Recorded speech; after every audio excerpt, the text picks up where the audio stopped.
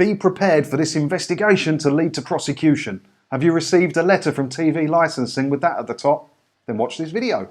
Be prepared for this investigation to lead to prosecution. Dear Sir, Madam, it is a criminal offence to watch or record programmes as they're being shown on TV or live on an online TV service, or download or watch BBC programmes on demand, including catch-up TV on BBC iPlayer without being covered by a licence. Right, let's break down this first paragraph first, because they threw a lot at us there, and a lot of commas there as well, I noticed. But let's break this down, because there's something in there that's quite misleading, and I want to point that out to you guys before we carry on.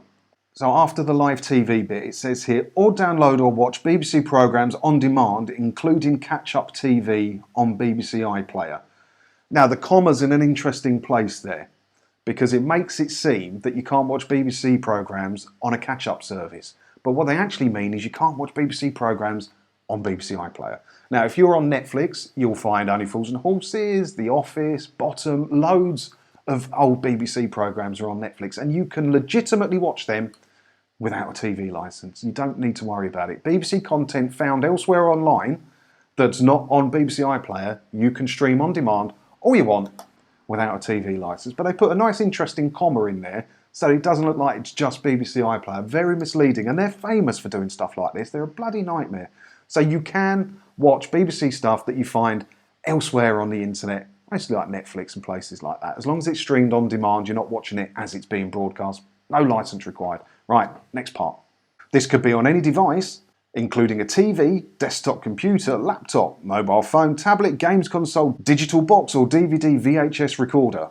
If the officer scheduled to visit you finds that you are watching, recording or downloading programmes illegally at this address, you will be interviewed under caution in accordance with national criminal law. You may then be prosecuted and fined. Now, how would they find this information if they knock on your door? Because they're going to knock on your door, you're going to open it and you're going to say, hello, who are you? And they'll say, hello, I'm from TV licensing. And then how are they going to find this information out? They can't just barge into your house. They don't have the right to do that. So they may ask to enter your property to see if you're watching stuff. You just say no. They can't do anything about it. They'll ask you if you watch stuff you shouldn't be watching. They'll try and trip you up with words. Now, the best possible way to deal with this, you open a door, say, who are you? I am from TV licensing. Bang, door shut. Just say, no, thank you. Bang, door shut. There's nothing they can do about it. They might ask you to sign something. Don't sign anything. Don't let them into your house. Don't talk to them. And that's their investigation done. That's the end of it. They can't investigate any other way. There is no other way they can find out information about what you're watching unless you tell them or you let them into your house to have a look. If you just close the door, as is your right to do, they can't do anything.